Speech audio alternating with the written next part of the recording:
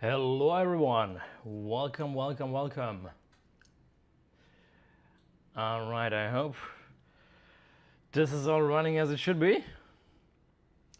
We'll wait for a minute or two before I actually get started with the Q&A, but I'm very excited for a few of you already been here. It's always a bit stressful because just before I start the live stream, I kind of have to post on Instagram on all these different platforms to make sure that this is actually up and running as it should be. But while we're at it, you can be so nice and just let me know in the comments if you can see me well, if you can hear me well, if the image quality is good, and all these different things, because I just want to make sure that this is running. As you can probably imagine, my biggest fear that something is not working. There's so many bits and pieces, so many wireless mics and stuff. You say shout out, yes, okay, well, thank you, that's good to know. I should have also gotten my iPad to run before this, because I just realized it's at like 1%. But it's okay, I managed to improvise something. I'm getting better and better at this, right? The very first live stream I prepared for like an hour and a half, and then I realized, oh shoot, I had that one wrong cable that can't actually transfer image at the right speed and all these different things. But it's good to know. So, hey, just got the app. Oh yeah, we're also gonna be talking about the app. Honestly, I'm so excited about all these different things. There's so many things that we'll be talking about today. But before we actually get started, I'm gonna wait a little bit just for everyone to have time to get in here. Also, I wanted to add something about the app, so I can already give you a little sneak peek. So those of you who are interested in using the Keepon app, you can give me a little pitch in the comments of your workout habits, who you are, and why you want to use the app, and also your commitment that you want to use the app. And I might give some of you early access to the app. I know we still have hundreds of people on the wait list, but it's not going in chronological order. We're actually admitting people right now. Those are really motivated and excited about this. So I'm actually gonna write this here, so I have a little comment in the bottom. I should have prepared this earlier, but that's okay. So if you wanna get early access to the Keepon app, let me know in the comments who you are, how often, what your workout habits are, because it's not that important like how often you work out. I just want to know what your habits are, and if you are committed to consistently using the app. As you can tell, I'm very bad at multitasking. I can't type and think at the same time. This is just something I have never been good at, but I try really hard. There we go. Okay, so if I enable this, you should see a little text down there. I think that should be good. I'm moving this around. Okay, there's a little disclaimer down there. So how many are we right now? We are 14 people, 17 people. I think we'll start with the actual content in a moment. Oh, I see a lot of questions here. Doc is saying, done my first check-in. Awesome, I love that, man. That's super exciting. I see so many people have joined the app today. And actually, there's a very strategic reason why I wanted so many of you to join Keepon today. Because the week runs from Monday to Sunday. So this is a perfect time to join the app, because then you're really directly in the race to earning your first streak in this very first week. It's always most fun to join just before the beginning of a new week. How often are you told that you have some resemblance to handsome Squidward? What is handsome Squidward? Can someone explain that to me in the comments? I'm actually really curious. I really want to know that. Okay. But you know what? I think this is a good moment to really start the stream, because I published this after the stream, so I'm going to do a little intro just for those who are going to watch it later. Welcome to this new live stream. I'm super excited to have you all here. Today we'll be talking about startups, about Keepon, the app, and of course we're going to talk about all sorts of questions that you may have in the chat, prioritizing anything startup, fundraising related. We're closing the fundraising round in Tuesday night. So if you're interested in investing in Keepon and becoming, part of actually owning part of this, you're very welcome to do so. Now is your very last chance. And with that, I'm gonna start with the first question. Say, Spencer. Hey, Spencer, good having you here. So Spencer, for those who don't know, he is the most committed user on this app. He's like so regular. Actually, I wanna pull up the Keepon app right now just to show you how active he is. So I'm gonna just pull this up. Spencer, where are you? Your last check-in. Wow, it's been so active the last few days. It's actually hard to search through all of this. So Spencer, hey, this is his very last check-in. He was playing golf. We do count things. They're not gym, by the way. And I think Spencer logged like 9 or 8 workouts by Friday night only. So now it's Sunday. Actually curious, Spencer, what you're at right now. We can probably check that in my Slack because I have a bot that tells me about how active people are. The idea here is that I can call out those who are not very active. Spencer, wow, okay, there's so many users. I'm actually having a hard time following all of this. I know you're somewhere in here. I believe you're at 9 workouts so far. Wow, that's crazy. Show your biceps flex them. Thank you for asking this question. I'm always looking for an opportunity to flex my biceps, so I guess you're welcome. Got a workout later today, Spencer said, chest day. Yeah, that's very good, man. I think you're kind of behind with just 9 workouts in this week. No, man, I love that you're so active on the app. I'm super, super, super happy to have you there. And yeah, chest day is good. I actually did legs today. I really destroyed my legs today. It was brutal. You know, I really went until failure, but everything was pretty brutal. Then we have a few more questions. Lam is asking, how?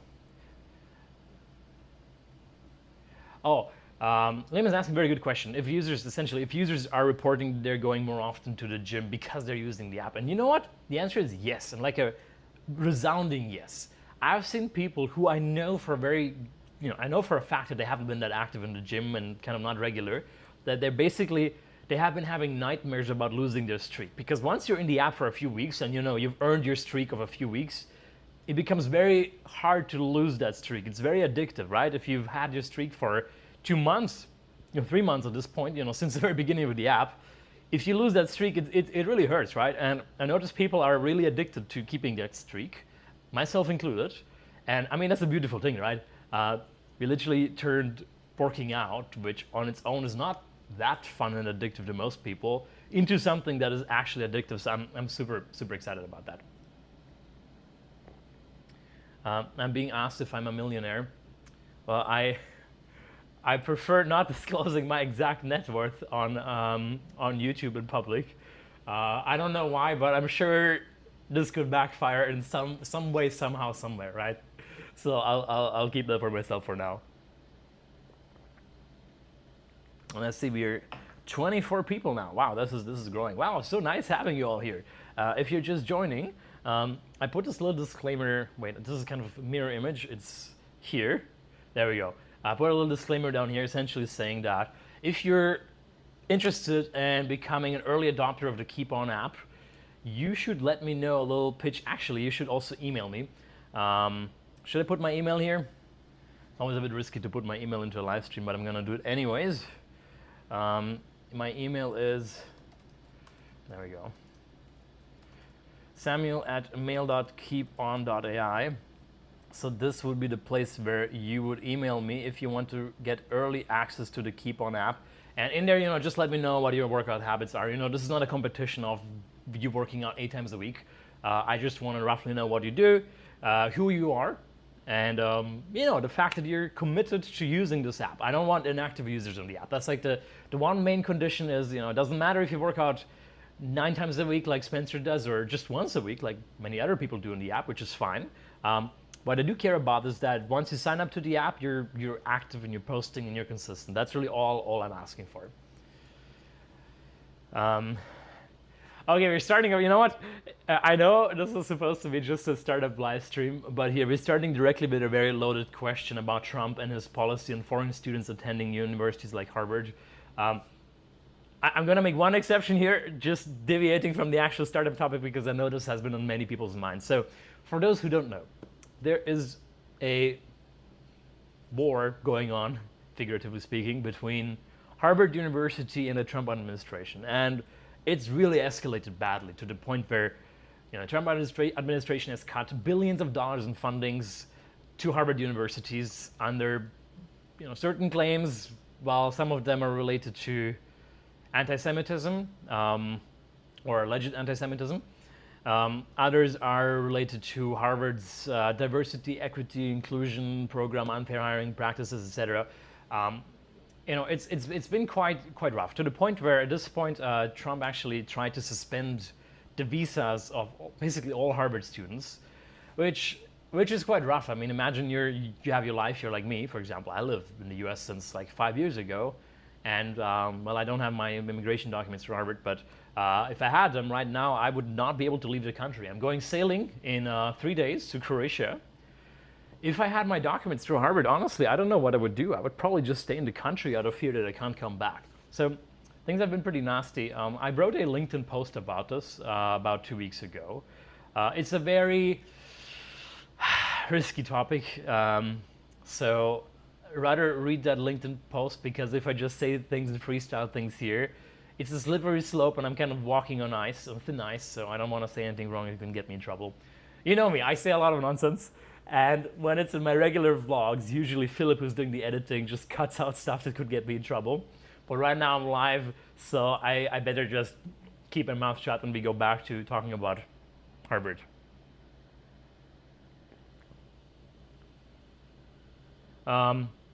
If you were not building this startup publicly on YouTube, would you still be 100% committed and believe Keepon is a good startup idea? Yes, absolutely. To be completely honest, like at the very beginning, we received a very small investment, $50,000 just, and I poured in a lot of my own money. And in these very first few weeks, at the back of my mind, I had the thought, okay, I want to just try out a little bit with the app. We create like a little prototype of the app, and we get a few people on the app, just a few dozen, just to see how they react. Because what I was curious about is, will people like hate this immediately? Like imagine if the first 20 people sign up and they post once or twice and they're like, you know what, screw this, I'm not going to do this at all. If this had happened, then this would have just been a clear signal that this is a bad startup idea. And in this case, I would have probably just returned the money to the investor and cut all losses and started something else. But the signals are really strong. People are very consistent. Obviously not every single user is like consistent forever, but there's a significant portion of the users who signed up to the app who literally have not missed a single workout in months.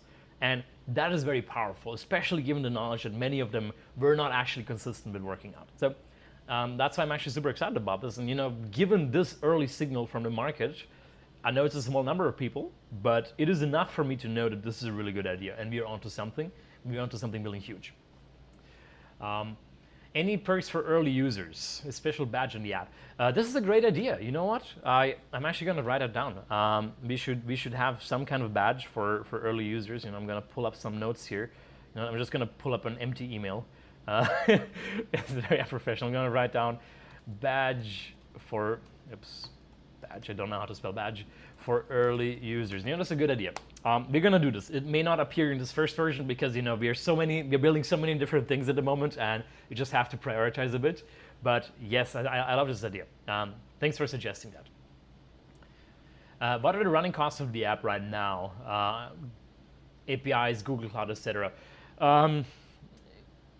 It's very low. I'm talking about I spent probably less than $100 in AI costs and Google Cloud costs in these first few months. It's not very expensive. Obviously, I expect this to be in the single-digit dollars per user, which it has to be, because if your app is costing you $30 a user, obviously we can't charge anyone $30 a month to use the app, nor will we get anywhere close to that with ad revenue. So I'm actually glad to see that. I mean, I did some estimates at the beginning. Obviously, if this had not been feasible, I wouldn't have started it. But yeah, the costs are under control at the moment. Have you added support for the rest days and whether it affects your workout streak? So all of these are things that we're working on. I actually, something I'm going to talk about also in a bit is this whole AI system behind the app, because the app is really just the facade of the actual system, right? We're trying to really build an AI native system platform. And the app is, the front end through which you can post and you can see your friends and all of that stuff. But the real power of Keepon will be this AI coach. So right now we already have early access for some of the users. Actually, if you are on the app or want to get in the app, let me know if you want to also try the AI coach. His name is Sam, inspired by me, it's basically me. And this has been working really well, right? People can talk to the AI coach. The coach can help them out with different things. We actually might start a partnership with a German bodybuilder to really implement like a proper professional workout program that can help people with so many things beyond just being consistent with their workouts. But more about that later. Okay, so Joe has asked me, why did you decide to continue the startup even though the biggest seed investor rejected to invest? Actually, there's a quite simple reason for this. So first of all, something that I didn't mention in that video, maybe I should have. I actually worked with NFX for a year, and I know this investor quite well. So before I even started the startup, I already knew that he would hate the idea, but I still thought it's like a cool idea to bring him on the app just so he can trash talk it. Now in hindsight, I kind of realized that maybe it wasn't the best idea, but I think he made an interesting video. And I was aware of all the points that he made about what he doesn't like about fitness and B2, consumer apps, etc. So this is nothing new to me. I definitely respect his opinion about this. I do think this is a great idea. Nevertheless, I do think that odds are in my favor of really pulling this off. So I'm not too concerned about it, to be honest. I think with consumer, we are in a time when consumer is back. And actually, just shortly after he was here, well, in my living room, watching the pitch, he wrote an essay about saying essentially that consumer is back. So I think he might also be slowly changing his mind. But keep in mind, VCs are a no game. You constantly, if you pitch to investors, basically everybody keeps saying no, no, no, no, no, until there's like one person who says yes, and that's all you need. You can talk to 200 investors. If 199 of them reject you and one of them writes you a $5 million check, then who cares about these other 199, right? It's a no game, and it's pretty normal that most investors will say no. It was the same thing from my previous startup. I talked to a lot of investors. They all said no until somebody said yes, and then more investors said yes, and that's how we raised $3.5 million, right? Every startup has gone through that. So we have some, I'm being asked what visa am I on. I do not comment publicly about my immigration status simply because there isn't really a clear upside to it. So I just keep that private. However, if you check out my previous episode in Miami with my co-founder, he actually talks a lot about, so Jeremy talks a lot about visas and how he got to the US and tips and tricks for startup founders in the US. So make sure to check out that episode. It's off topic for this live stream, but you can get a lot of information there. Have you ever considered partnering with gyms or influencers? Yeah, 100%. I think this is definitely going to be part of the strategy once we really get into the growth and scale part of this app. I think right now my own reach through you guys is large enough for testing, iterating. I like to keep the community rather small at the moment. I give everyone who's on the app my phone number, my direct private phone number, so I can text with everybody in WhatsApp and just get people's input and feedback. And having up to 100 people like that is much more valuable to me than having tens of thousands of users, which is just flooding with people. It's just too many people at once. It's not yet scalable enough. It would just make things much harder. So I rather grow things slowly, but in a good way. NFX skipped out on Airbnb and Uber, by the way. Yes, this is a very good point. I'm actually going to show you something crazy, something that I absolutely love and hugely respect for. So one of the biggest VCs in the world is called Bessemer. I'm gonna pull that up because honestly, this is one of the I really love them for this. So Bessemer Venture Partners is one of the largest investment firms in the world, and interestingly, they're actually one of my backers as well. They invested in Marveri. Now I'm gonna share my big screen here for a moment because I really want to show you this. Voila. Okay, so this is their anti-portfolio. So this is all the startups that essentially they had the opportunity to invest in, but decided not to invest in. And if you just look at this, basically every major famous company is on there. Apple, Google, eBay, FedEx, Facebook, Tesla, Kayak, PayPal. You see, all of these companies got rejected by someone in Bessemer and did not receive investment from them. Actually, as a matter of fact, Google, one of their partners, David Cohen, he literally went out of the back door of the house where Sergey Brin and Larry Page were, just so he could avoid having to talk to them, because he thought it was such a silly idea to build a search engine. So that just tells you how easy it is for an investor to really miss great opportunities. It is very normal. It's just really damn hard to judge what is a good startup at the end, what isn't. And that's why, in the end of the day, it doesn't matter if VCs think that your startup is bad or the idea is bad. If one of them invests, it's a good idea. Money is green in the end of the day, right? It doesn't matter who you get the money from. Any learnings from Marveri which you try to do different this time? Well, I think with every startup you learn so much.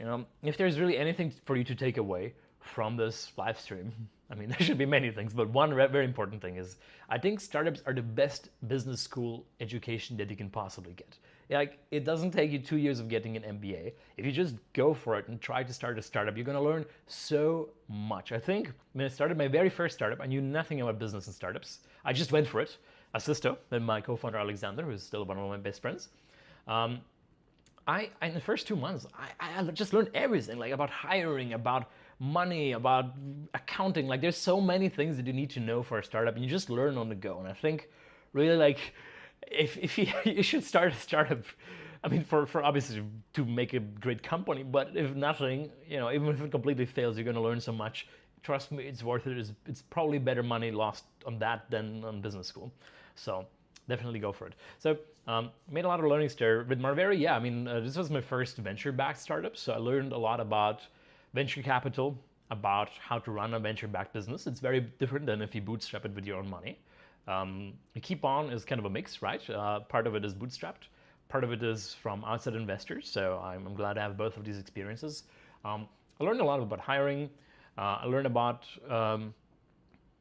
choosing the right co-founders. Like, there's so many different things that I think I learned from this startup, and all of these are enough things and learnings that I can take for this next startup. I think in general, it's kind of a myth that founders are 21-year-olds who start their first startup and end up becoming the next Mark Zuckerberg or Bill Gates. And I know Mark Zuckerberg and Bill Gates were in fact such cases, but really that's rare. The best founders, the most likely founders to really build billion-dollar companies are probably in their 30s and 40s, have a lot of experience, have failed with previous startups, and have learned from that. And these are really the most likely founders. So what I want to tell you here is just go for it. It's a great learning experience. Usually it takes a few attempts to build a successful startup, if ever. So don't be shy, just go for it. Okay, by the way, you're sending me a lot of questions, which is great. I'm very bad at multitasking, as I mentioned earlier. So if I don't respond to your question, just copy paste it and send it to me again. I'm really trying to. I'm just slow at reading. So Aidan is asking, do you ever miss being an academic or pursuing a PhD?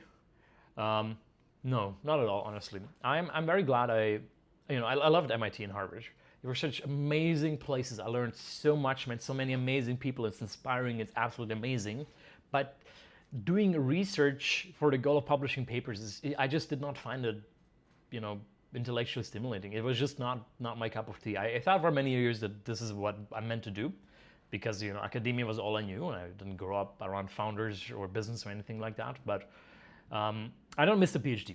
I do miss being in the ecosystem, Harvard and MIT, even though I kind of still am, right? I literally just came back an hour ago from the MIT gym, so I'm still part of it in some way. I think it matters quite a lot who your investors are. Yeah, Liam, you're right about it. Maybe I phrased it a bit wrong, right? So I did say money is green, and I do mean that, right? If you get money from an investor, it's great.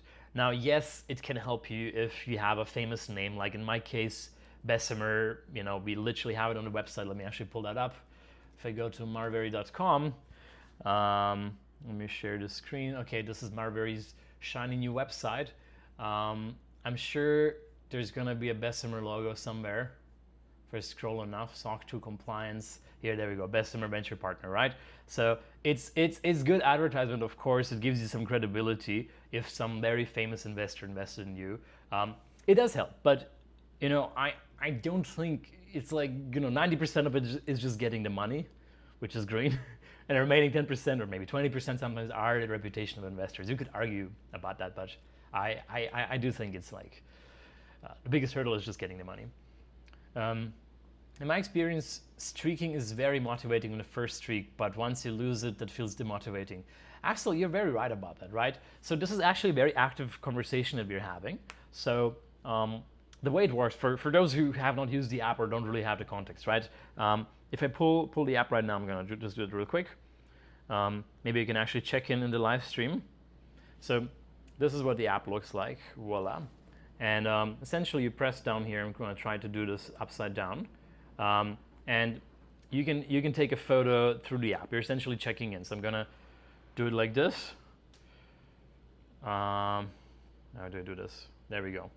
I'm trying to avoid showing like the secret streaming passwords that I have on the screen, so which is always a bit stressful. It's easy to get it wrong. All right, so I have this check-in. Well, you can see this. So I took this photo. Up there's Coach Sam. Now I'm gonna hit continue. So right now you can see it's actually checking the image if I'm in a gym or not, and you should see in a few seconds here. Workout rejected. So essentially it just says I'm not in the gym and this doesn't count as a workout, which, well, it shouldn't. That's a picture of a camera.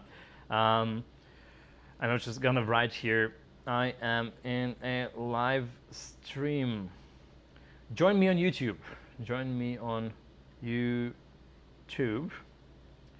Biceps emoji, stock up emoji. All right, so it should look like this. I'm gonna get this into focus. I can change the location. I'm just gonna change this to Cambridge. Cambridge, there we go.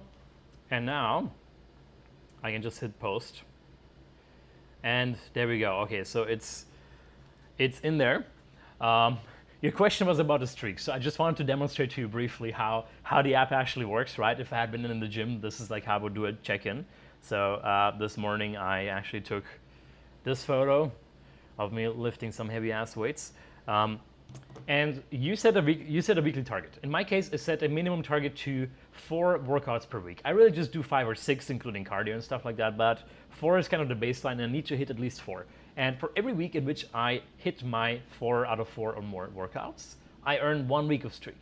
And you know, that's how I build it up week after week. And right now I'm at, well, I can actually show you in the leaderboard, which is a new function, by the way, that hasn't yet been released. Current streak, I rank 3rd, actually. There we go.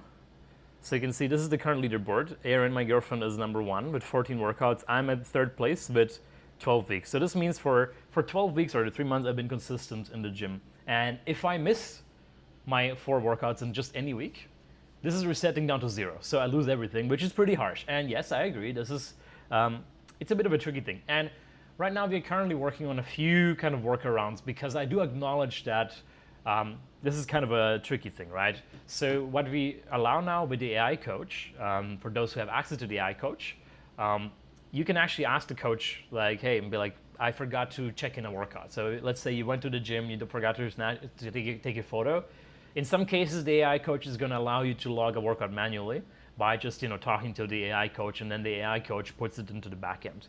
But I'm going to probably implement later today, if I have the time, kind of a vacation freeze. So what you can do is, let's say that next week I'm going sailing, or well, the week after, and I won't really have access to the gym. Now I'm gonna do like workouts on deck on the boat, but it's not the same as actually like going to the gym. So what I would probably do here is I would say, okay, if my goal is 4, and for several weeks in a row I've exceeded the target, I get to carry over a few of these workouts to this 1 week where I'm traveling, and then in this week my streak is gonna get frozen. So it's not resetting back to 0, but it's also not increasing. I hope that makes sense. You can let me know in the chat if you think that's reasonable. Check out some more questions. Julie is asking, do you plan to attend Shark Tank? Yeah, honestly, that would be super funny. I think Shark Tank is a bit more for physical products. I don't think they would invest in apps or software, because they want like physical things, right? Because the show needs to be interesting, and an app may not be that innovative for them, so I doubt they would want to invest. But I mean, who knows at the end of the day, right? Let me just open my shades here. I want a little bit more light in my camera. There we go. So we have some more questions here. You should consider making Keepon subreddit for people to share features and ideas. Oh, this is a very good idea. You know what, to be honest, I've never used Reddit in my life. I have no idea how Reddit works, really. I know it's like a place where people can post a lot of questions and forums and stuff like that, but it's a bit of a mystery box for me. So, I mean, maybe I should look into it. I also have a Discord, which also, I'm like kind of active on it, but not really. I'm gonna add a note just for this, so create a subreddit for Keepon. I'm gonna discuss it with some friends who know a bit more about Reddit, but thank you for the idea. It's actually very interesting. I didn't think about it. Samuel, what's your day streak on Keepon? Well, it's a weekly streak, right? But what I'm going to show you just briefly. So I just mentioned, like, I have a 12-week streak here. So it means for 12 weeks, I've been working out consistently every single week. But we also have a total all-time workout ranking. So you can see there I'm actually number 1. Because I have worked I worked out for 77 workouts, you can see here. So I'm currently the leader, but okay, to be fair, I'm also the one who signed up to the app first, given that I kind of co-created the app together with other people. Samuel, do you consult psychologists for your app? Not yet, but soon. Because I think this is very important, right? There's a really deep psychology component here because we want to really reverse engineer the psychology behind people working out. And actually, I'm going to meet a former Stanford PhD who's now a professor at a famous US university who did research on exactly that, on like how to motivate people to stay consistent in what works for them. And, well, she's an academic, but we might maybe do some, at least an exchange of ideas, but maybe we can even do some partnership where we really like embed a state-of-the-art research of really reverse engineering people's psychology that gets them to work out and be fit into the app, because I think this is super important. There's like so much psychology involved in this. It's a great question. Thank you. I'm being asked, okay, so PhD and academia questions, we can do them later in this live stream. Right now, I'm focusing mainly on Keepon, on startups. This is kind of the theme because I know that most people came here because of this reason. But if you stick around for a while, we'll be talking about that in a bit. So there's still a lot of questions here that I skipped here. Oh, TFEX is saying in Croatian, Bok Samuel, that means hello Samuel. Bok means hello in Croatian. So you're asking, years ago when you held a presentation at MIOTS, which is my old high school, you mentioned you had a hack for business class traveling points. Yes, I mean, you can earn points through credit cards. It's not really a topic for this live stream. We'll talk about this maybe later in the live stream. I don't want to distract too much from the actual main topic. I hope you understand that.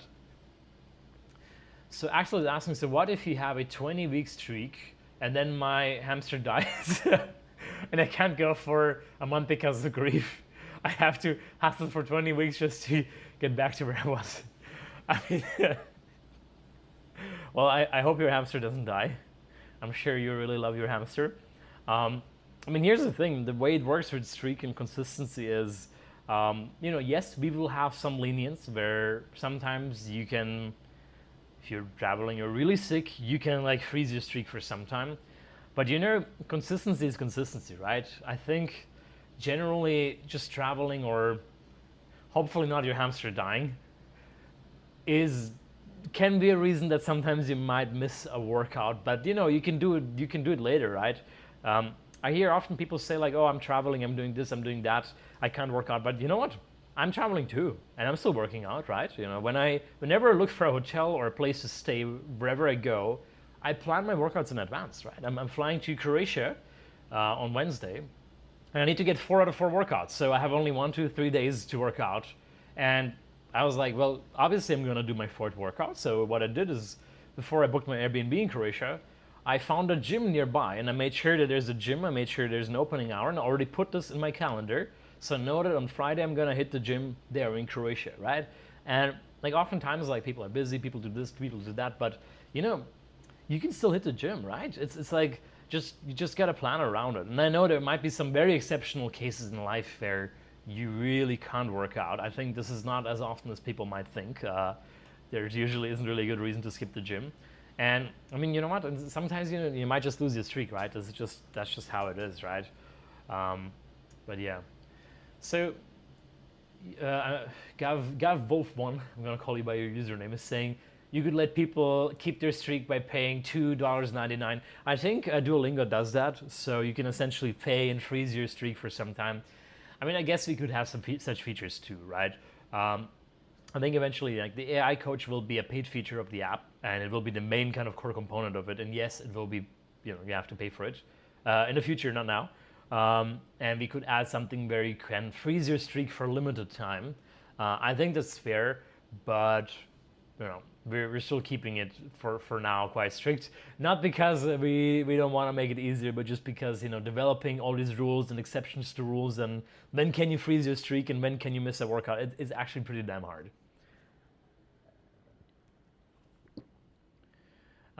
He doesn't like corrupting society. Duck. Is this referring to the OnlyFans comment? I suppose so. So A is asking, how did you digest and reflect on what that big boy VC said about Keepon having no legs? So I think he probably just joined because I think somebody already asked me a question about this earlier. It wasn't really a problem because something I didn't mention in the video is I know James Courier. I've worked for MFX for a year. I knew his stance on fitness startups and consumer startups and apps in general. So none of the things that he said there were really news to me. I invited him nevertheless because I thought it would make a great video. And I'm still convinced that this is a great idea. I understand the concerns and hesitations about the last 15 years or so. B2B SaaS startups are just much more successful than consumer apps. So no, consumer apps are hard, but I think it's a unique opportunity. You're uniquely leveraging AI, and even James Courier wrote an article shortly after he was here in the living room talking to me about this, where he said that maybe consumer is back with AI.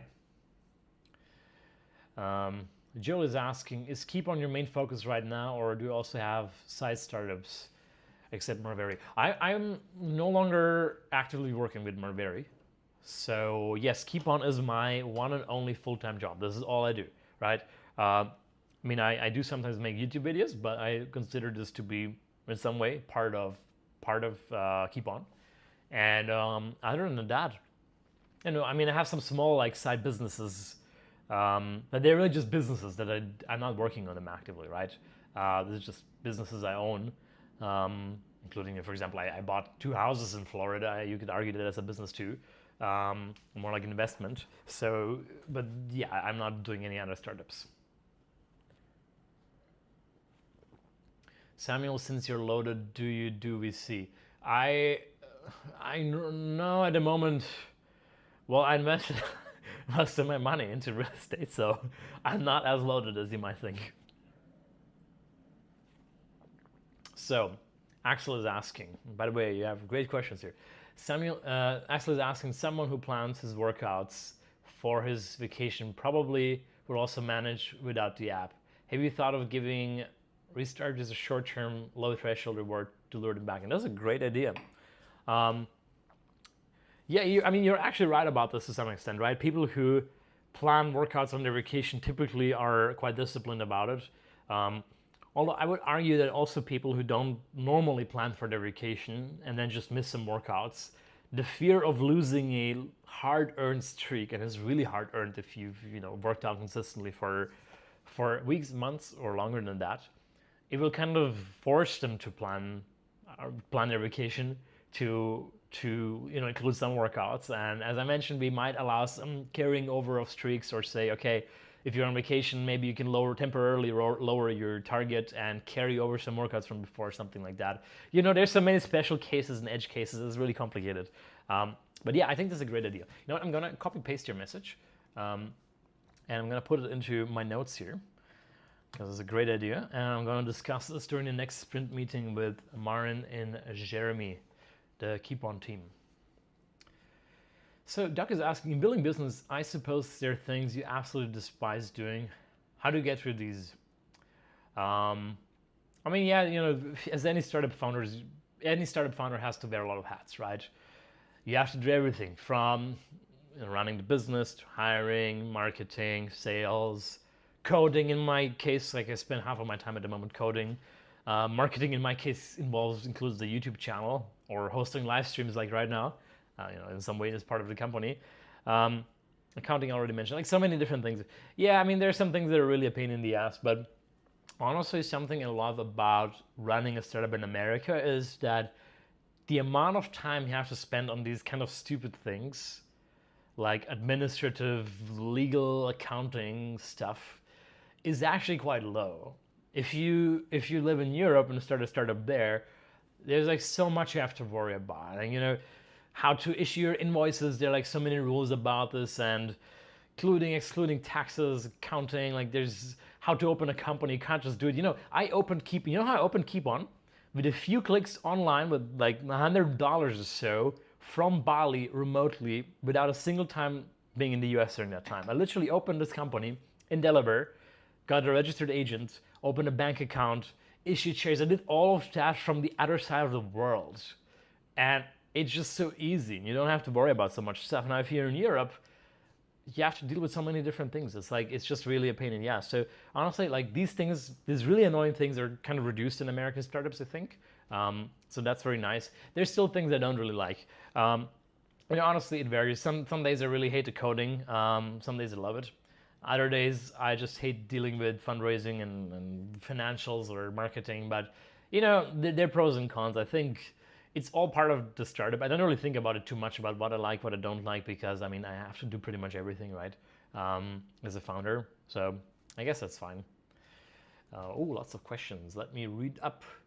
Okay, PhD questions and academia questions. We're gonna get to that a bit later. Right now we're focusing on startups and Keepon. So do you work a 9 to 5 on your startup with some rest time? 9 to 5. That's a good question. No, I work. I always work, right? I work 7 days a week, and I have worked 7 days a week for many years of my life, and I see that continuing for the foreseeable future. So I don't think you can, like, it is impossible to run a startup 9 to 5. Like, anyone who tells you that you can run a successful startup 9 to 5 is delusional, I think. That's just the deal you're taking as a founder. Andy's asking, would you say that renting flats or houses is still a good path with such high interest rates? Okay, real estate questions, but I guess it's business related, so we can answer it. It really depends on your market, right? I bought 2 investment properties in Florida. I got a pretty good deal on it. You can always refinance interest rate later. It depends on the market, right? In some cities, like in Boston, I don't think I would buy a house in the near future. It's just a bad deal. I would always rent here. Same thing for New York. In other states, it might make sense to buy if you have the cash for it and can get a loan. Joel is asking, this is a very good question. Why is the valuation of Keepon 4.444 million right now? Isn't it too much for a seed round? I'm not experienced in startups. It's actually very low. So Marveri, my previous startup, we raised the very first check at a much higher valuation. I think it was all around, in the 2-digit millions, right? Low 2-digit millions. And there we really, initially we just had a pitch deck, right? So I think it's pretty normal for startups to be quite a bit higher. I don't know the exact numbers, but I think seed rounds with experienced return founders are usually valued at, actually pre-seed rounds to be precise, at I don't know, what is it, $6 to $15 million is kind of usual in the US. So 4.44 or just over $4 million is very low.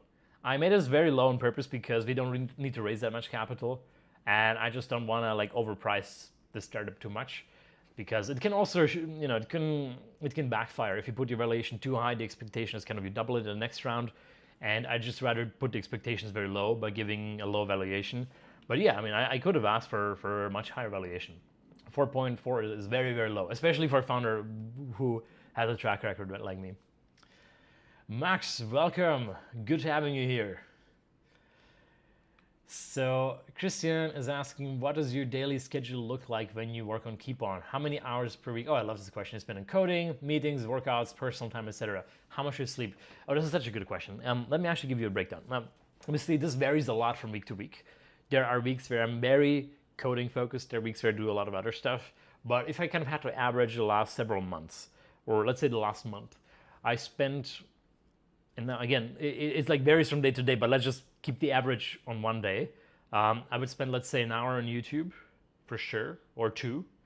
I would spend a couple of hours on coding, on building the whole AI system. I'm building the backend myself. Maren is building the app and the front end for it. I would truly spend, at the moment I don't have a lot of meetings, to be honest. It's actually surprising. When my previous startup, Marveria, I was having meetings all day. Right now, it's very few meetings because, you know, this is B2C. I'm not spending my time in sales calls. So that is quite nice. I'm not fundraising actively at the moment besides WeFunder, so I don't have to talk to VCs all day. That's kind of, let's say, half an hour of meetings or so. I'm spending, I mean, there's like so much random stuff to spend time on really just like managing the community, talking to users, right? I have, by the way, you know, if you're on the app, you'll get my phone number. So I like talk to users directly. Just to see how they like the app, because in the end of the day, I'm building for users, so I better talk to everybody individually and see how everybody feels about the app. I think that's kind of a breakdown. And how much do I work? I mean, to kind of quote Jensen Huang, CEO and founder of NVIDIA, basically, I spent every awake moment either working, thinking about work, or working out. But I only work out on average, let's say 5 times a week, so I'm really working most of the time. Then, by the way, if I don't answer your question, it's just because I'm very slow at reading, so, you know, just resend it. If I don't mean to skip anything, just, you know, make sure to resend it. What factors typically decide the valuation of a startup? You know, there is no math at early stage, right? A startup that is pre-revenue, it's really just a combination of, you know, the founders, primarily founders in idea and the space. So I think if I had started another company in the B2B SaaS space, just like Marveria, probably I would have set the initial valuation to, I don't know, $10 million or something like that, maybe even higher actually. Since it's consumer, it's a bit lower. There is no math behind these valuations. And sometimes people are gonna bullshit some numbers and be like, look, this is how we got to this number. It's usually just made up at an early stage. At later stage where there's actual revenue, then you can say, okay, we use some revenue multipliers, which are still kind of arbitrary, but there's a bit more like substance to it, right? And in this case, I really just looked at, okay, typically startups at my stage right now are in the, I don't know, $6 to $15 million valuation. I'm just gonna go a bit lower than that because we don't need to raise that much capital. So Joel is asking, yes, I'm also interested, her home gym is okay or not? Yeah, home gym is fine. You know, I have a gym I have a home gym too, right? I work out twice a week from my home gym. That's totally fine. Now, one thing that we don't count is if people just take a picture of a dumbbell in their apartment, because we've seen many people do that, just being like, I did a home workout, here's a picture of a dumbbell. That doesn't count. You need to actually show that you're doing something. But if it's a gym in your home and you're actually working out, that's fine.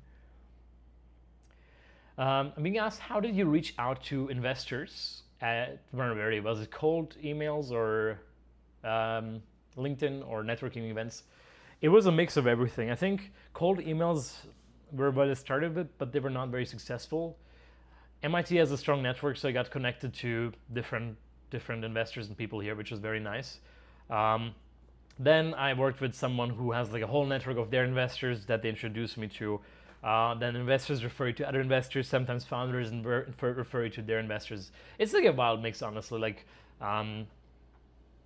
yeah, there's like no one formula, but really the best way to get introduced to a VC is if a successful founder introduces you to them. Because the assumption is if your friends are successful founders, then you're also more likely to be a successful founder yourself. Yeah, let me just check in on something. Okay. Furthermore, Many great questions coming up here. Okay, we're skipping on academia questions for now. We'll get to them later. Right now, focus is on startups. Does your education, or do your educational institutions and qualifications help you connect with investors and VC? Yeah, 100%. It's a very unfair game. Like, more than half of all venture capital investments in startups go into alumni of Harvard, MIT, and Stanford. So if you have one of these companies on your, one of these names on your CV, you'll have an easier time fundraising. Now, does this mean that if you did not go to Harvard, MIT, Stanford, you won't be raising capital? No, not at all. But let me explain you something. So the nice thing is, if you are a, let's say, former MIT PhD, and you have a pretty solid idea, but you don't yet have a product, you don't have customers, you don't have any tractions, there's still a decent chance that you will just raise money based on your pitch deck. In my case, it was, well, millions of dollars, right? So that was very nice. Now, if you are not a former MIT PhD or ex-OpenAI or something like that, you will not be able to raise money in a pitch deck. But you know what? That's actually okay.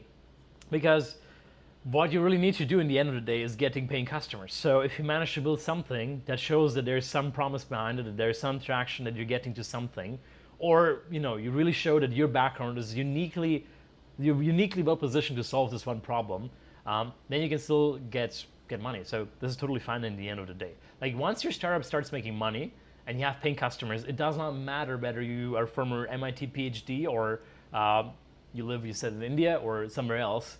Like, money is green, right? And money speaks for itself. If you're making money with your startup, you probably have a viable business idea, and investors will gladly invest in you.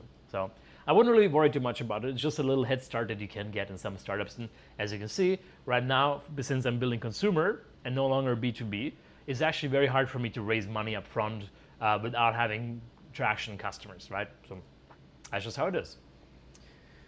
Sanad, welcome. Good having you here. Sanad is one of our active Keepon users. This is really nice to know. We have a question from Duck. Samuel, I appreciate you showing the struggle of startups business in your videos. That's rare these days. Thank you so much. I really appreciate that. Honestly, I've been quite sad about my vlogs lately because they're not really getting a lot of traction. And it's been kind of demotivating seeing, one video after another getting fewer and fewer viewers. So the fact that you're enjoying them and that you appreciate them really makes me happy. It means a lot to me. Do you have friends or a colleague who was successful with a startup which was not B2B SaaS? So just for context, B2B SaaS, I keep throwing around that word. It means you run a business that sells a software to other businesses. So B2C would be, for example, Facebook, Instagram, WhatsApp. B2B is a company like Snowflake. These are usually less known. They sell to other companies and not directly to the end consumer. Do you know anyone who has a successful startup in that space? Well, I mean, yes, I know many. I know many investors who are previous founders, and many of them started very successful startups back in the days when consumer was still much stronger than now. So yes, but you're probably more curious about is if I know any recent founders who were successful in other domains. And I mean, yes, I know some, definitely. It's really, it's not impossible to start something outside of B2B SaaS. It's just, if let's say in B2B SaaS, you specifically as a founder might have a 5% chance of building $1 billion startup. If you go into another space, it might just be 3%, right? It's not such a big difference, right? As for you as a founder, sometimes, or it might be even less, but let's just say, it's a slightly lower likelihood. That doesn't mean, that one of them is a great idea, one of them is a terrible idea. But for VCs, that might make a difference, because if you have 5% of your startups being very successful and returning billions of dollars, that might mean that, your VC is net positive. But if it's only 3%, you're net negative. So you see the math here, right? That does not mean that it's bad to start anything in consumer or fitness as I am doing it. It just means that maybe odds are a little bit stacked against you, unless obviously you have some secret sauce. Is Boston the best place to build Keepon? Have you considered Texas, San Francisco, Miami, which has the highest density of health influencers? No, Boston is not the best place to build Keepon. And most likely I will leave. Yes, I think I'm gonna leave probably in 2-3 months or so. It is still unclear where I'm going to move to. Right now, the decision is between New York, San Francisco, and Miami. Miami only temporarily, but San Francisco and New York would be long-term places where I could live. I'm not considering Texas. Honestly, I think Texas still has a long way to go. I think if I were to move to Texas, why not move to Silicon Valley, San Francisco, right? I think the most or the highest density of really great people is still in Silicon Valley, not in Texas. So I think it's not really worth moving there. Miami is a great city. I think it still has another 10 years to go before it really becomes like a very great place to find jobs, to find engineers and all that stuff. My co-founder Jeremy lives in Miami, right? It's a beautiful city. I think it's really growing fast and it's going in a great direction. I think it's arguably the city of the future of America. And I do dream about one day really living in Miami or in the area. Right now, it's just a little bit hard, really, if you move there and want to find software engineers in person. It's still a bit tricky, but Citadel, one of the largest hedge funds in the world, has just moved their headquarters to Miami. So clearly, something is happening there. That was a long answer, but yeah, to your point, I was in New York just earlier this week, and honestly, as messy and chaotic and expensive as it is, it's a cool place. New York and San Francisco are probably the best two cities in the world for building startups. Generally, San Francisco is better for it. It just has more people, more stuff happening. But the reason why I'm still considering New York is because for consumer, San Francisco is actually not that great. And I think there are more successful consumer startups in New York and maybe even Miami. So that's why these two places are really, really nice. But unfortunately, they're just so damn expensive. Like, holy moly, it's so expensive to get an apartment in New York. If you want to have an apartment like this one, which also, by the way, my neighbors who live in basically my same apartment at the lower floor, they pay like $5,000 a month for a one bedroom, which is crazy. In New York, you can expect to pay even more than that, like more like $6,000, $7,000 a month for something as nice as this, right? So I see there are a lot of questions that came in the meantime. Let me catch up here. Sana, you're asking, how can you? Sorry, I need to zoom in a little bit because there we go. I zoomed in so I can actually read what you're saying. How can having these stupid pop-up notifications that block your message? Okay, third attempt. How can you start a startup when you are an international student in the US? You can. The US is very business friendly. Being an international student. Well, by the way, I'm not a student anymore. But even if you are a student, you're not banned from starting a company, right? You can definitely do it. The US is very startup friendly. Many great companies in America have been started by international students.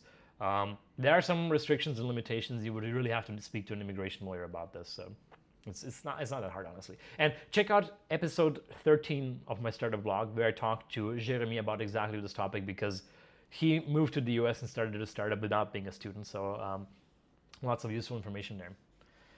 Oh gosh, I have to catch up on a lot of questions here. Okay, sorry if I skip something. Magnus, we're gonna skip your question. We can talk about it later. Right now, I'm focusing on startup related stuff and keep on.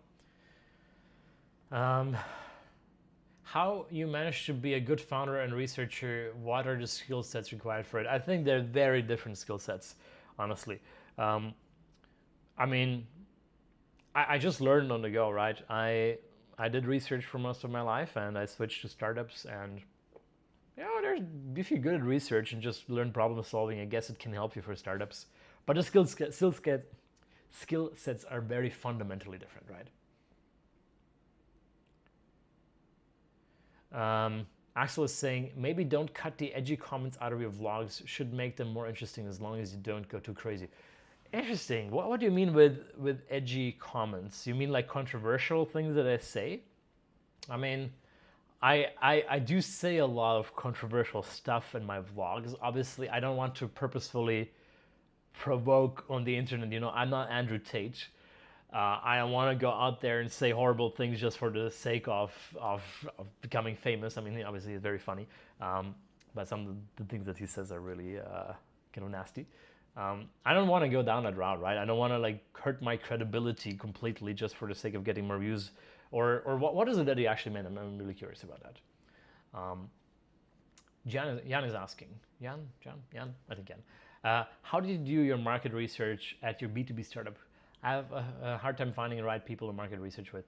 Yeah, honestly, it's really hard. It took me years to come up with Marveri as a startup idea, right?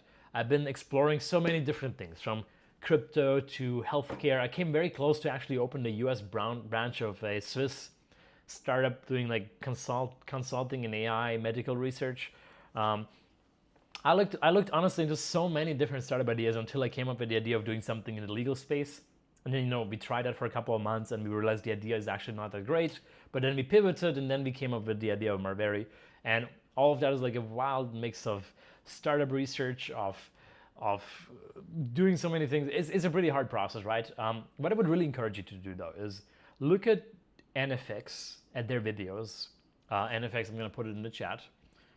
Look at NFX. They have great essays, great videos, and they tell you, really guide you through the process of finding ideas. Same thing for Y Combinator. Like if I had known before about this, I would have been much more systematic about looking for startup ideas as opposed to, running around like a chicken without a head.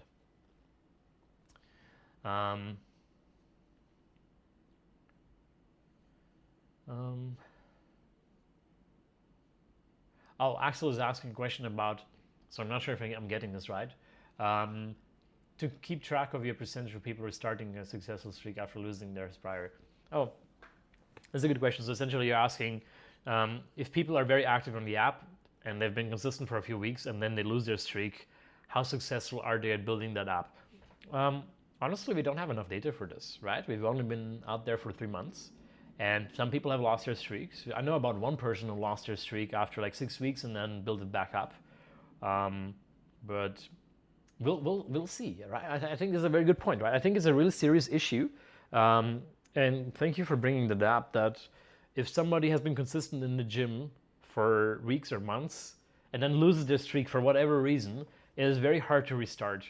And it will require a lot of thought, right? But in the end of the day, if there's no risk of losing the streak, I guess it's not really such a forcing factor, and it's not something you'll be proud of if you can just keep your streak whenever you want to. But yeah, if you just lose it and then you're sad about it, it obviously sucks, right? So yeah, we'll have to think about it. It's a very complex question. Ferdinand is asking about, I watched your pitch video where the investor was very critical. Yeah, I uploaded that. Honestly, in hindsight, it may have been a bad idea because, I know him, I worked with him for a long time. I didn't mention in the video. And I knew that he would say all these things that he said. I knew that he would hate the idea. I pitched him anyways because I knew it would be an entertaining video that would do well. But yeah, maybe I shouldn't have uploaded it. I guess, it's very interesting. But it also made me look a bit bad, so what can you do? Then we have Best YouTube Shorts is asking. Okay, we'll get to these questions in a bit. Right now we're still focusing on startups just to keep the topic of this live stream in line with what the title promised. Okay. Okay, so I'm being asked, does the US have some good quantum computing startups, and how's the future of anyone who wants to start quantum computing and algorithm? Okay, this is a bit startup related, so I'm going to take that question. In my personal opinion, quantum computing is... what do I say here? Okay, quantum computing was very promising, and in some ways still is very promising. If we manage to really get quantum computers to work, this would be amazing. But it really hasn't been making the progress that we were expecting. And in my group, at MIT that was working on quantum computing, many of us have left the field because of that. Now, I do think that quantum computing is a great academic topic, right? If you do research on that, I think one day we're going to have a big breakthrough and have quantum computers. But in terms of startups, I would personally never invest in any startup doing quantum computing. I know founders who have done it. I know there are even publicly traded companies doing quantum computing or building quantum computers. But at the moment, I'm very, very bearish on quantum computing. It's just, the hardware is taking way too long. The software, we don't really have even good algorithms for it, right? Like, it's just all been taking way too long. It's a bit like nuclear fusion. So Jan is asking, I do have an idea and build an MVP, but I can't connect to potential customers in the industry. It seems like it'll play hard to get. I didn't even want to pitch the idea, just learn from experts. I mean, this is the daily struggle of a founder, right?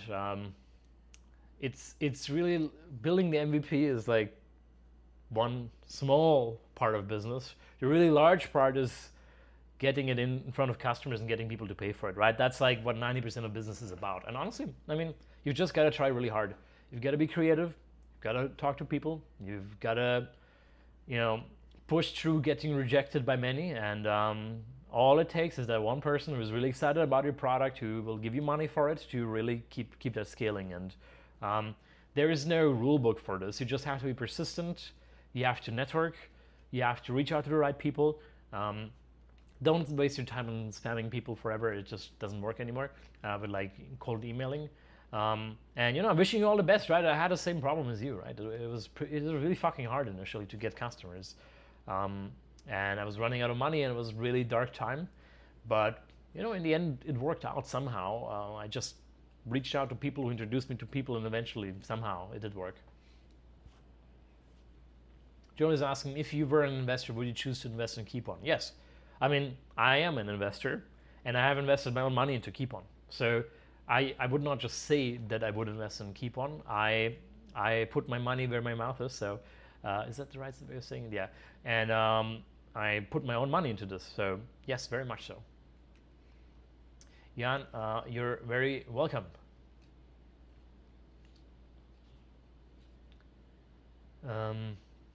So yeah, having a YouTube channel and documenting your journey must have supported your startup. I mean, it helps, but honestly, in hindsight, I'm like, I spend so much time on these startup vlogs. I really put my heart and my soul into this, and they're not really getting a lot of views, not really growing.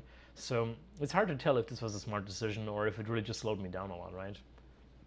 Well, I hope you're enjoying these videos though. So I'm just gonna do a brief bathroom break for 2 minutes. I know I've been talking for an hour and I'm slowly losing my voice, so I'll be back in 2 minutes. Why don't I play you some fun music? Please stay here. You can post your questions. I'll be reading them while I'm away. I'll just play some music and I will be back shortly. Can you actually hear that?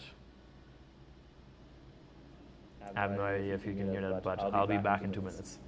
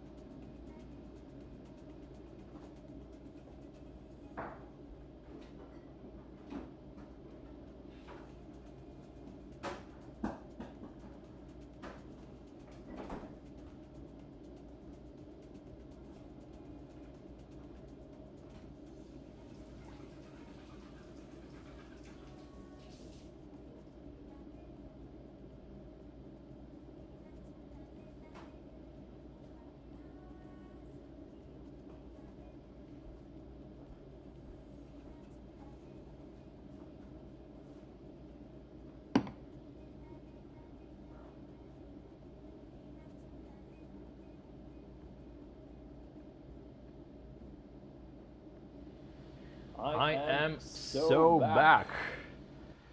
I just realized I don't think I was playing music while I was gone. Sorry about that. I thought we would have some music in here. I hope it wasn't too bad for 2 minutes. It's really exhausting doing live streams because the thing is I have to read questions at the same time. I have to talk nonstop. Like in a podcast, at least you talk like half of the time and then the other half is someone else talking and you just speak to each other.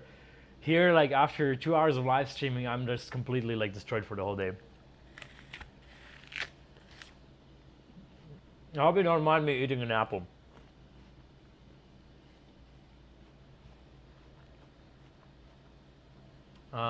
Okay, Duck has a question.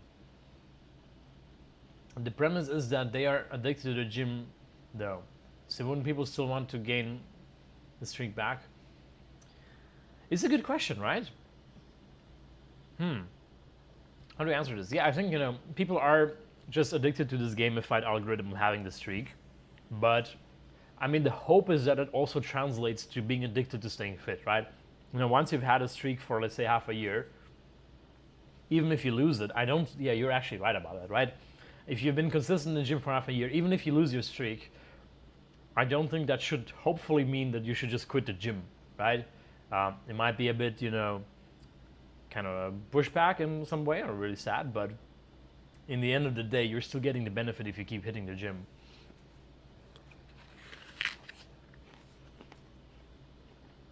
You're welcome, Joel. Rano is asking, I have a math exam today. Any tips? Yeah, get off YouTube and study for your math exam. I don't want to see here if you have to study. I don't want to be the reason why you fail your exam, please.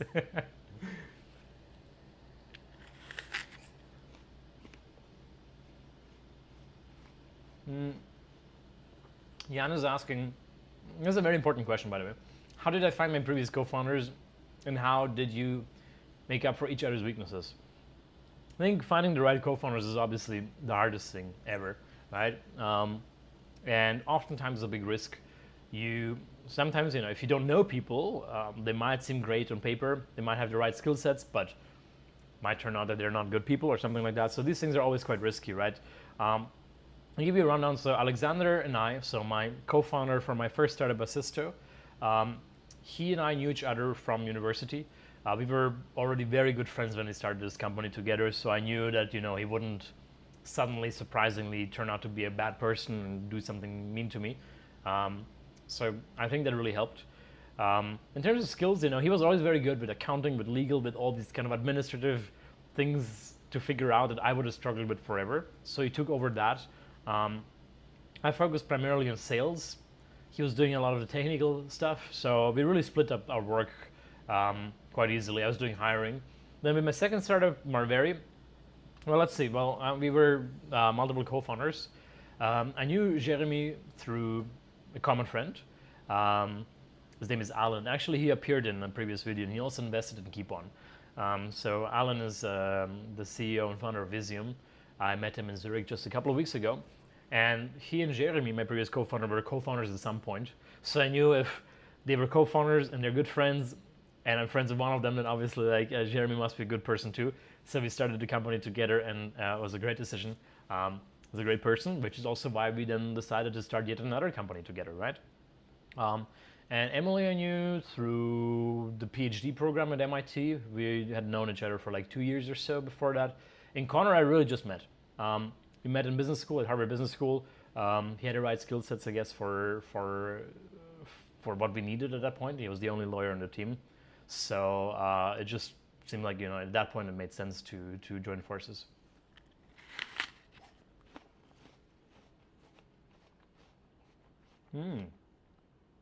Doc is saying you could consider adding immunity after you hit a milestone. So that'll be a bit like Who Will Be Millionaire, where you can go up to some questions, and once you hit a milestone of, let's say, I don't know what it is, $10,000, $100,000, if you lose after that, you just fall back to that and you don't go back to zero. It's actually not the worst idea. I mean, it kind of defies the idea or definition of what a streak is, but I like this idea. Because then people are not back completely to zero, so they still have some motivation to keep on going. That's a great idea. Let me, gosh, I lost your question. I'm just gonna copy paste that into my notes. Guys, you're giving me so many great ideas here. This is incredible. I thought here I would be the one giving the ideas and advice, but it's really the other way around. And thanks so much. You guys are great.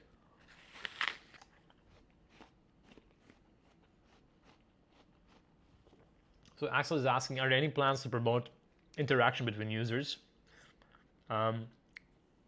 Yes, I agree. So we definitely want to do that, right? We want to do like challenges where people can challenge each other. I think the first thing that we just released like hours ago is the leaderboard. This is not an interaction, it's more like a competition. where users can see each other and where they are. But we want to do like group challenges or challenges by countries or cities or something like that, or you can challenge your friends to do something. It's all just a question, it's just a lot of development. All these things are very complex to develop, and there's so many edge cases, and we're just trying to prioritize the most urgent things one after another. But what you just said, yeah, we're going to do that sooner or later. It's just a question of will it be in a week or in a few months. Great idea.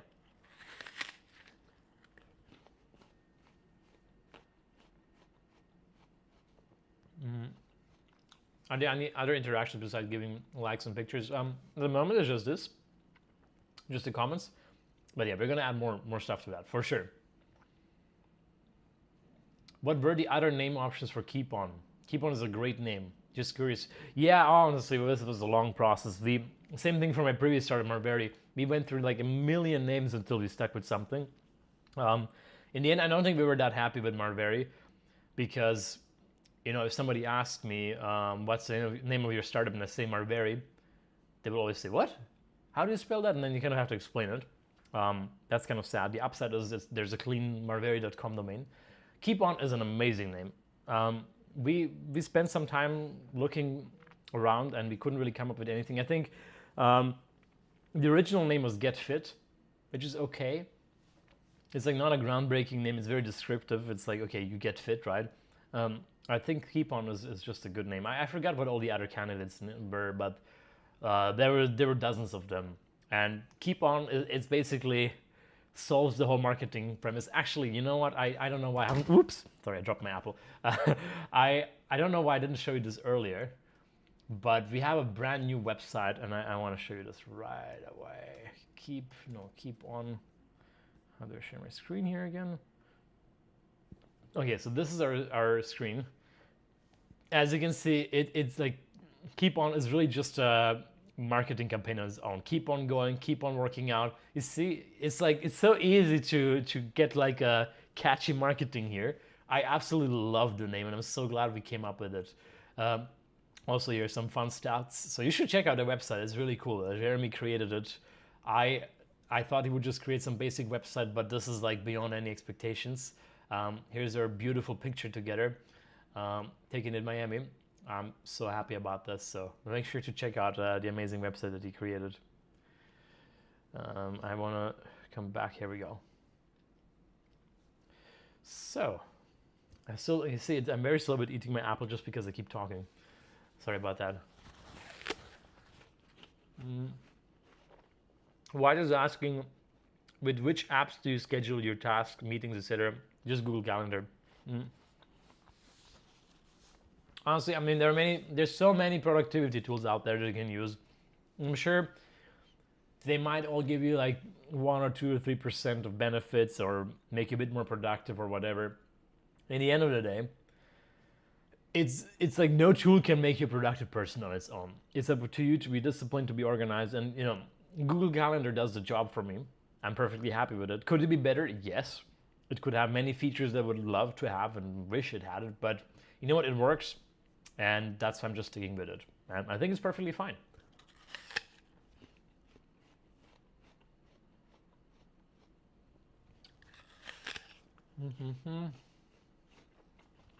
How did you make those videos on the website, Instagram page? I have no idea, to be honest. Jeremy was in charge of this. I think Jeremy has people in his design agency that can do these amazing animations. They look great, yeah, but honestly, I have no idea how they're made.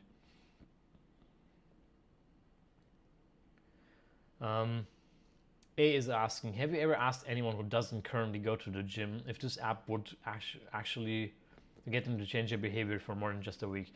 It's a good question, right? I've actually had this discussion with some friends. So what do we do about people who don't go to the gym? So, I mean, the first time going to the gym is a hard challenge. So I think that's why the app also allows non-gym check-ins. You can do some workout. Maybe you go for a run or something like that. It can also count initially. But I think for the real like long-term solution it's a much more personalized approach, right?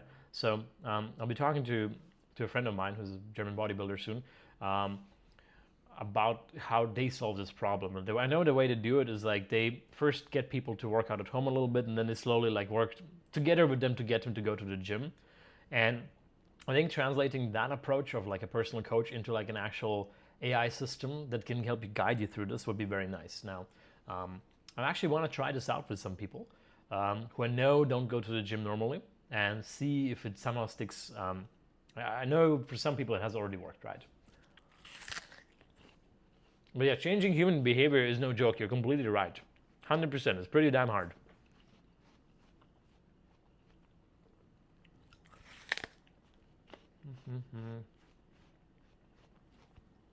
I mean, being asked, how did my PhD training help me with my startup journey? Honestly, not much.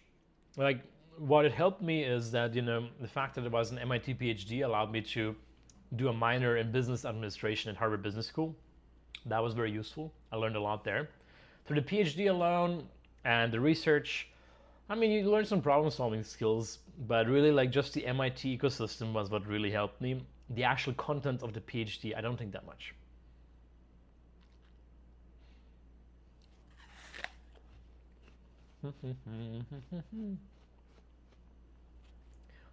You know, startups in quantum computing, so I'm being asked about quantum computing startups again.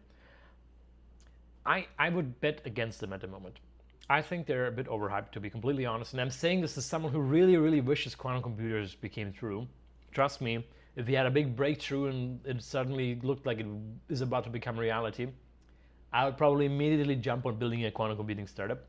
But I don't think it's the right time at the moment for it.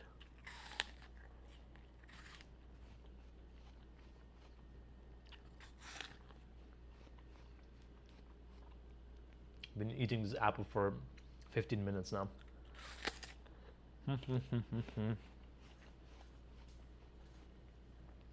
I hope you don't mind. I'm still holding off answering like purely academia related questions, although I could start soon, just because you're still like focused on the startups. Do you invest in stocks? Yes and no. I don't trade stocks, and I don't think you should either, really. Because, I mean, you can buy some stocks just so you know how this stuff works, but the thing is, you're not gonna outsmart the market. I can promise you that. You know, I worked for D.E. Shaw, one of the, if not the most renowned hedge fund in the world, and I asked the professional traders at D.E. Shaw, who know probably more about stock trading than all of us combined here, including myself, what they invest in. They also just told me, like, index funds. They just put their money in stocks. In stock portfolios like the S&P 500 in America, or you know, you can find equivalents of that in other countries, and then just let it sit there, and it gets like an annual return of sometimes, you know, nothing, sometimes 20%. It varies, but really, like, that's all you can do. Picking individual stocks is just pretty damn hard. Like, you really don't know if the market's gonna go up or down or in circles or just go sideways, whatever. You have no idea, right? Quoting both of Wall Street here. So personally, you know, I own the S&P 500. I own a couple of other index funds from different countries. I bought like a few individual shares of some companies, but mostly just for fun. But that's about it. I'm not gonna pretend like I can outsmart the market, and I don't think you can do it either if professional stock traders can barely do it. That's a good question. I've never been to a gym and did physics all of my life. Can Keepon help you? I mean, that kind of sounds like the story of my life, right? I had been doing physics for all of my life. I had been doing triathlon at the same time, so I didn't start from scratch. But you know, gyms were not really such a thing in Croatia back then. Now they're everywhere. You know, you can. I think, you know, working out is the first step. Whether it's in the gym or somewhere else. Keepon can definitely help you if you start going somewhere, right? If you've never done any sports in your life, like, the app is not gonna hold you by your hand and get you into the gym and show you how to work out. But you know, if you do something, even if it's not a gym, just runs or something like that, I guess the app could help you with that.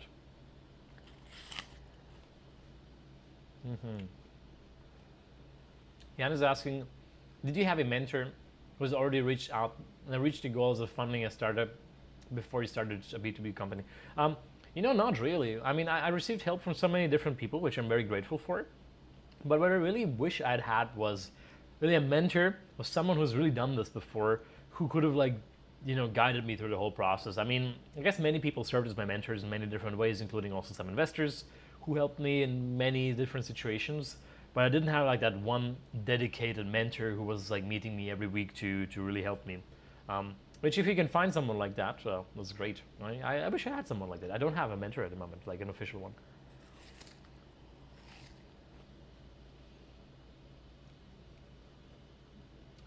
Now he's asking if I could go back in time, to choose between computer science or physics, would I still do that? Yeah, I think.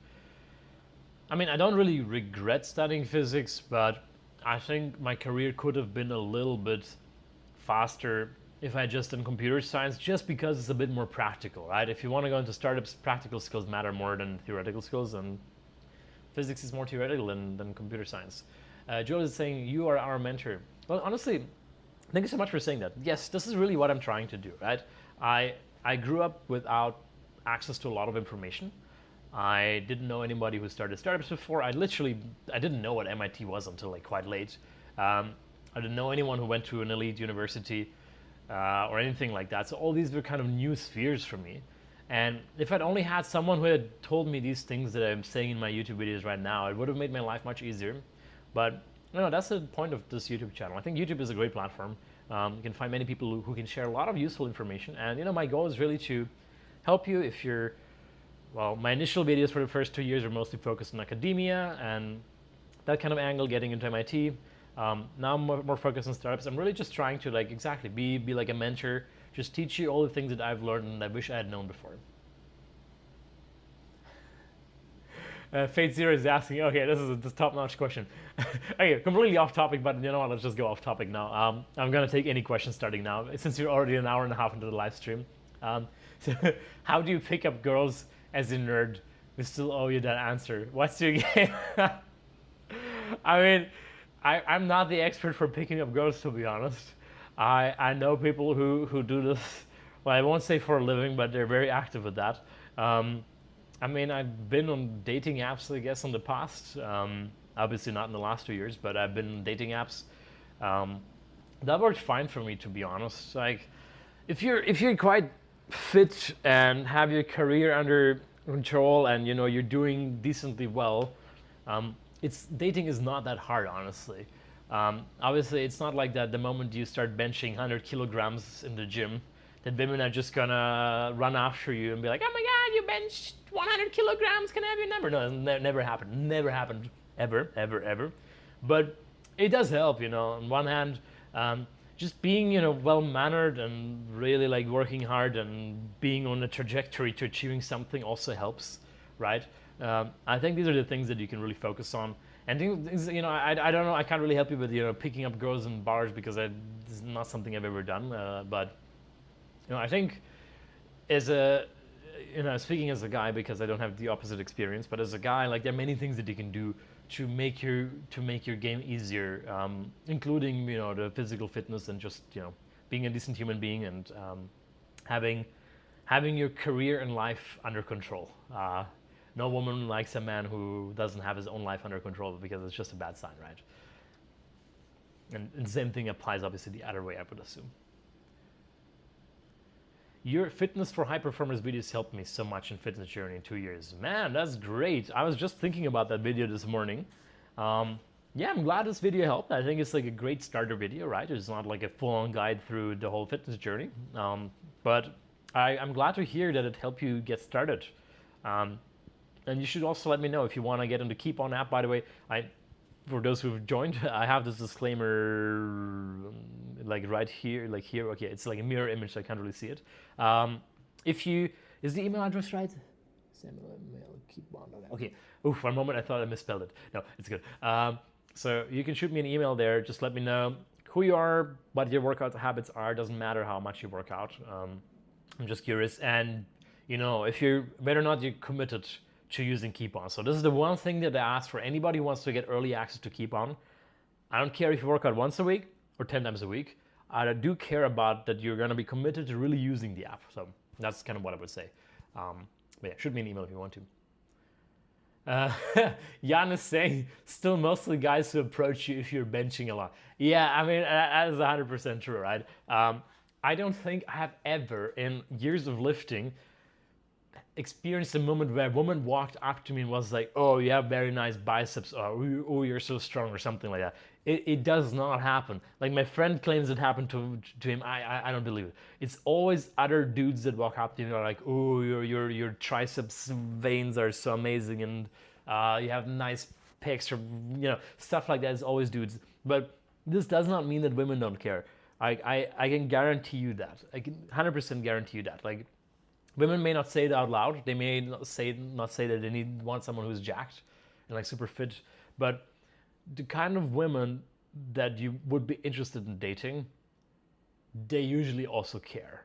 Maybe it's more subconscious, maybe it's more conscious, but they do care. That whole dad bod thing of finding men who are not in shape more attractive, I think it's complete nonsense. I think it's first of all mostly not true, but if there are any women who prefer men who are out of shape, I would assume it's usually because they feel more, feel self-conscious about being out of shape themselves. So if they're dating someone who's out of shape too, it doesn't put a lot of pressure on them, right? Because if you're dating someone who's much fitter than you, you kind of feel the pressure to, be fit as well, right? It makes a lot of sense, right?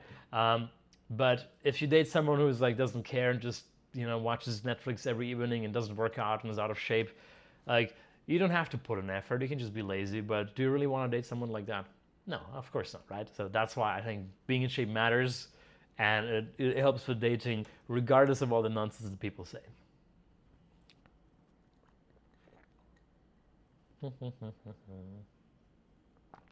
Oh, Fate Zero is saying, haha, maybe you just couldn't read the signals about women approaching the gym.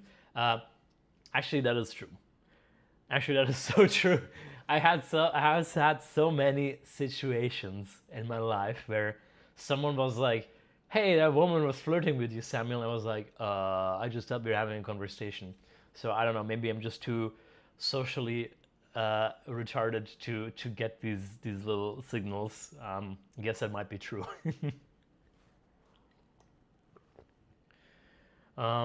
This is a tough question here. Fate Zero is asking, what is the best statistical approach or methods to do forecasting of geopolitical, economics, or trade events?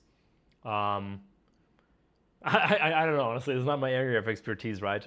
I know hedge funds do that quite often. I don't really know how to do it. I think there's some statistical modeling and machine learning involved. But yeah, I agree that machine learning is difficult because machine learning relies on a lot of data, and events that don't have a lot of data, like history, are pretty hard to predict. How was it winning back-to-back international physics Olympiad medals as a kid? Honestly, it was amazing. Like the first time I won an Olympic medal, I was like, I would have never dreamed that I could achieve this, right? I really thought that I do not have the intelligence or the access or anything to ever get even close to that. And then, when I managed to do this was like, it was wild. I was just really so happy about it. Once you won the first medal, then the second and the third one are not that special anymore. Also, I was kind of disappointed because I wanted to win a gold medal. And in 1 year, there was like a mistranslation, which caused me to lose on getting a silver medal at least, which I was super disappointed by. And then last year, I just messed it up. So honestly, I was very happy about the first medal, but kind of disappointed about the second and the third. How often do you speak German in your everyday life? Honestly, recently quite frequently, actually. Okay, this last weekend. Oh yeah, by the way, a great video is coming your way. I did something completely crazy last weekend. It's going to be on YouTube next week. But essentially, I had a lot of friends over from all around the world. I spoke German to them. I speak German to my parents, but I'm not on the phone that often with them. Usually we just text. So I would say like really 95% of my life is in English. But here and there, some German sneaks in, and even sometimes some Croatian, although not very frequently. Andy's asking, would you say it's worth doing a PhD even if you don't want to work in academia to get into environments such as Stanford, MIT? Well, it's a bit of an exceptional case, right? If you're like a European who did not go to some top elite university, and then you have the chance of getting into Harvard, MIT, or Stanford for a PhD program, which is paid, it can be worth it. You always have the option to just leave with a master's degree, which is what I did. So essentially you get paid for doing a master's degree, it's kind of a sweet deal, right? But I mean, no, this was not my initial plan. I really thought I would do a PhD. I mean, it can be worth in some cases, but I made a whole video about that. It's called "Don't Do a PhD," and despite the very clickbaity title, I actually do try to break it down. In most cases, I don't think it makes sense to do a PhD if you don't plan on going into academia, but there exist some exceptions. And for many of my friends, especially who come from third world countries, starting and ending their PhD at MIT was really like their step into a different world, right? Their access to America, to move here, to have a better life. So they mostly did it for that reason and not so much just for the PhD itself. Then we have a question from Joel. When do you plan to release Keepon for Android?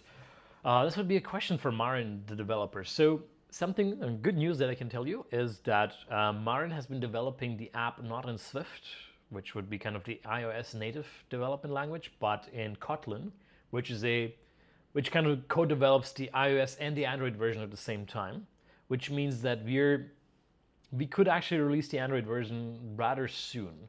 We'll have to speak to him. Maybe we even do it in a month or so. Can't make any promises at the moment, but it's there and it should be quite quick and easy to release.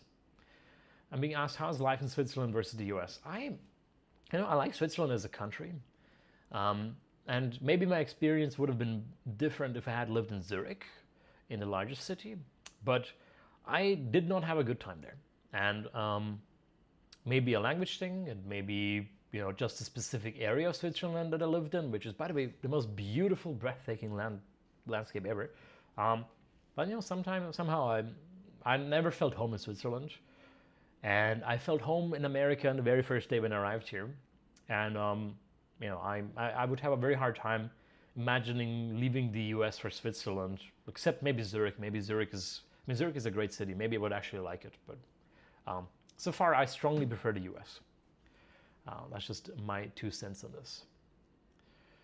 So I see we've been 1.5 hours in this live stream, so maybe this is also a good opportunity to hop off soon. But before I leave, just want to remind you, if you want to get early access to Keepon, read this where's the disclaimer over here? I have 3 different screens and they're all timed differently, so I'm kind of confused where I have to look. So this disclaimer over here. Shoot me an email if you want to have access. I'll take a few more questions just because I know you're still all here. Do you get sponsored by Ralph Lauren, or is it an expensive hobby? I do not get sponsored by Ralph Lauren. I have that one photo shoot shot from Ralph Lauren on my Instagram. Let me actually pull that up. That was more of a thing we did for fun, not like an actual sponsored page thing. Let me actually find that. This photo. Oh yeah, if you're not following me on Instagram, go for it. You should follow me. But no, I mean, they're not sponsoring me. I don't even think that Ralph Lauren is that amazing. It's just something I like about them is, well, I have this shirt. Actually, okay, let me show you something. I'm gonna show you something fun now. This shirt, remember what it looks like. One moment. I have this shirt in like a million different colors. This is all the exact same shirt. I have even different shades of green and blue and white, and this is just part of it. Other ones are in the laundry right now. That's why I don't have them here. And it's just very easy, I like this shirt and I just get it in 5 different colors, and I don't have to spend hours shopping for more. It's just a convenience thing. Other than that, I don't think Ralph Lauren is that great. Maybe I could even buy some different brand and just be consistent with that. So wouldn't recommend it, especially.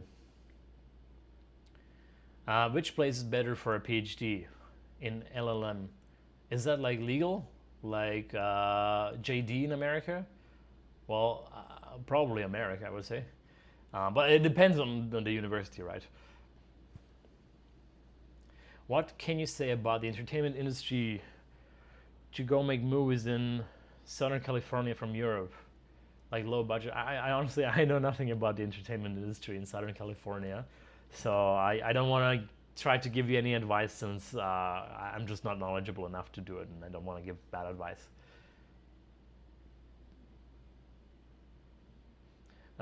He says, brother, please open your eyes. Think just how many companies that VC has seen. To ignore his advice takes some outrageous self-confidence. Your upper bound of idea is low. Well, look, if I had listened to this, by the way, this same VC also didn't invest in my previous startup, and you know, it's just normal that VCs say no to startups, right? I knew his opinion. I'm aware of the risks. I took that into account.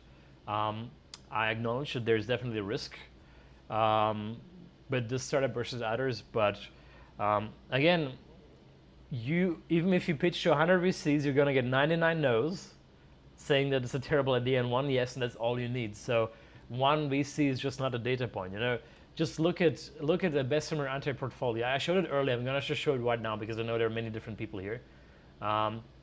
So Bessemer Venture Partners is one of the biggest VCs in the world, one of the most reputable VCs also. They're actually much bigger than NFX. They invest at all stages. And they are also one of my investors in Marveri. And here's a list of companies that they chose not to invest in.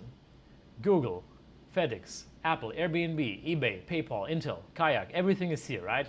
So as a matter of fact, they had the opportunity to invest in Google when they were still in the garage, and the partner thought that Google was such a stupid idea that he literally went out the back door to avoid meeting Sergey Brin and Larry Page because he just thought it was a terrible idea. So it is completely normal that investors tell you that they think that your startup idea is stupid. It doesn't really matter. It's like very hard to tell often. And he did not say that the idea is a bad idea. It's like from an investment perspective for him, he thinks it's a bad idea. But the math for investors works very differently as it works for founders. So you might have a great idea that has the potential to become worth $100 million. You're not going to get an investor to invest in you simply because they need the multi-billion-dollar outcomes, for example, right? Doesn't mean it's a bad startup. It's just not a good startup for a specific VC. And also, he released an essay weeks after talking about that consumer is back. So clearly he's also changing his mind. Then what else do we have here? Would you be able to do quant trading privately? No. I don't know enough about it. I would not waste my time with it, to be honest. Like, you need to be part of a big hedge fund or have the experience from a big hedge fund to do it. I think like trading stocks in your basement with your own algorithms without any experience from a big hedge fund, you just lack the insider knowledge. And I'm not talking about the illegal kind of insider knowledge from companies, but like the knowledge of how quant trading works and what tricks people apply and what works and what doesn't work. You just need to be experienced with that.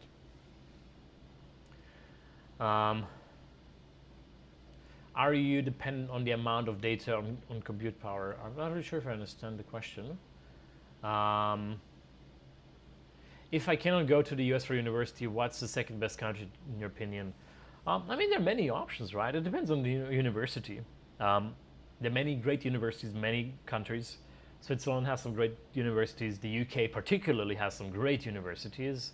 But there are also great universities in Asia, in Europe, in Germany, in Paris, for example, has some great universities. It really just depends on the university itself. Andy's saying, I actually watched all of your YouTube videos, have seen it. Kind of tough spot. I'm at ETH Zurich for computer science, wondering if it's worth to pursue a PhD. That's great, but first of all, amazing to hear that you watch all of my YouTube videos. That is very impressive and makes me super happy. And what should I say? You're at ETH Zurich for computer science. I mean, you're in a great spot. ETH Zurich for computer science is like top notch. I know so many people here at MIT who started their PhD after being in computer science at ETH Zurich. So you're definitely in a good spot. And I mean, think about it. If academia is not your main goal, most likely PhDs are not for you. You've seen the video, as you said. So that's really all the wisdom that I have. Obviously, you should also ask and consult many other people because I don't know everything, right? I'm biased by my own very small set of information that I've received in the universe of information and knowledge. So what do I know in the end of the day, right?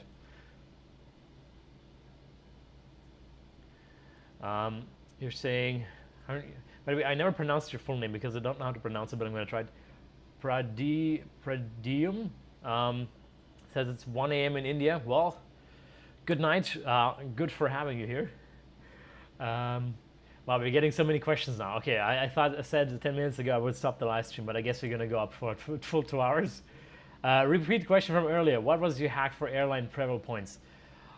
Here's the thing. There exist many hacks and tricks. The internet is full of them, but only a specific subset of them work for you. For example, I just opened a credit card, an American Express Gold credit card for an American company that I own, and I got 200,000 points as a sign-up bonus under the condition that I needed to spend, I think, $15,000 in the first 3 months. Now, for me, that's a great deal because I easily spent $15,000 with that credit card in the first month, actually.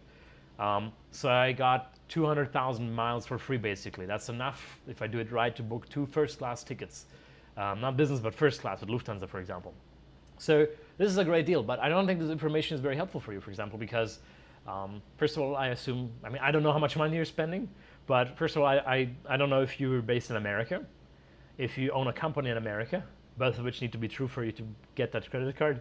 And even if those conditions are true, would you actually spend $15,000 in 3 months? Probably not, right? It's just really, this is like a trick that applies to me specifically and a few other people. Now, this is not the only trick, right? There are many other things. There exist credit cards in Europe, but in Europe it's much harder to find good credit cards. And therefore it's just very unlikely that that this trick works for you.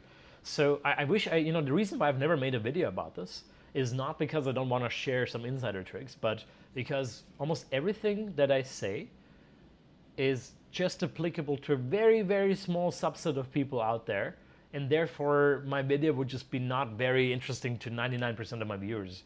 And even just now, right, I gave you a little tip here, but I don't think it's a helpful tip. It just works for me specifically. That's just something to keep in mind. Thoughts on building a startup in London, computer science at Imperial, and wondering if staying here or heading to the US is the best move. The US really has, with its current administration, they really are cracking down on immigration. And I think the UK and London are amazing. So if you have an opportunity to be there, it's a great place to build a startup. Now, if you can equally easily move to San Francisco, probably that's a better choice, but chances are it's just pretty damn hard. And at the moment, they're not making it easier for founders, which is sad for the US because the US is missing out on many great people who could move there, maybe even including yourself, I don't know. So, yeah, don't worry, London is great. I love London. I had my very first job in London, and it's a great, great city. But yeah, I hope that makes sense. So, yeah. Let me see, should I take maybe 2-3 more questions? Would you recommend doing a PhD in machine learning for science or quantum computing? Machine learning. Unless you really know that you want to spend the rest of your life in academia, I think quantum computing, it's a gamble. It's a great academic topic, but it's not so easy to take the skills that you learn in quantum computing and apply them in industry. But if you do your PhD in AI or machine learning, you immediately have very transferable skills that you can easily transfer to working as a software engineer or something else in industry. You just have more options on the table. And sometimes having more options is important because, well, we don't know what future holds for us. Chaps, I think I'm going to call it a day. Slowly running, my voice is running out at the moment. But it was a great pleasure having you all here. Thank you so much for joining. These live streams make me super happy. It's just a great way to also reconnect with you all without filming all these vlogs that have been stressing me out so much lately. I'll still be doing vlogs and I'll post one actually this week, so looking forward to that. But yeah, I love these live streams. They're just a great way to connect with you, to get to know you better, to answer all of your questions, and it's just nice to be live here and directly interact. And if you have been watching this like asynchronously later, also thanks for being here for that. Thanks so much for watching. Don't forget to hit the thumbs up if you have that option in a live stream, I don't know, and subscribe to the channel if you haven't already. And shoot me an email if you want to use the Keepon app. All right, take care.